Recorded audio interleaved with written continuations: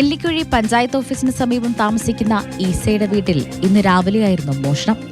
8 പവനോളം സ്വർണവും ഒരു ലാപ്ടോപ്പുമാണ് മോഷണം പോയത്. ഇവരുടെ വീടിന് താഴെ കടമുറികൾ പ്രവർത്തിക്കുന്നുമുണ്ട്. മോഷണ സമയം വീട്ടിൽ ആരുമുണ്ടായിരുന്നില്ല. 2ാമത്തെ നിലയിലെ ഗ്രിൽ വെച്ച ജനാല വഴിയാണ് മോഷ്ടാവ് അകത്തു കടന്നത്. പുറത്തുനിന്ന് കൊളുത്ത് നീക്കാവുന്ന തരത്തിലായിരുന്നു ഗ്രില്ലിന്റെ നിർമ്മാണം.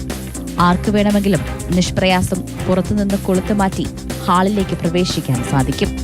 മുറിയിലെ അലമാരയിലായിരുന്നു സ്വർണം സൂക്ഷിച്ചിരുന്നത്. താക്കോൽ അലമാരയിൽ തന്നെയാണ് ഉണ്ടായിരുന്നത്.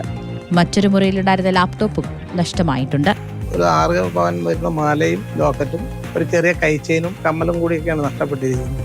അത് ഏകദേശം 8 പവന്റെ ചോടയുണ്ട്. നഷ്ടപ്പെട്ട സമയം എന്ന് പറഞ്ഞാൽ അന്നേരം ഞങ്ങളിവിടെ ഉണ്ടായില്ല. ഞാനിവിടെ വന്ന് അകത്ത് കയറേണ്ട കുടുംബം അകത്ത് വന്ന് നോക്കിയതിന് ശേഷമാണ് മനസ്സിലായത് ഇങ്ങനെ സംഭവം നടന്നിരിക്കുന്നത്. ഈ വഴിയാണ് കയറിയിരിക്കുന്നത്.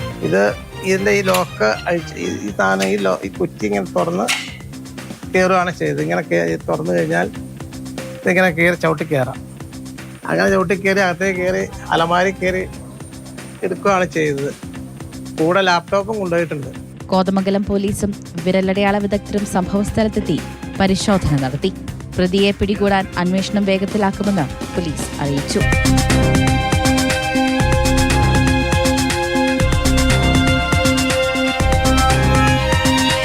മാതൃഭൂമി ന്യൂസ്, കൊച്ചി.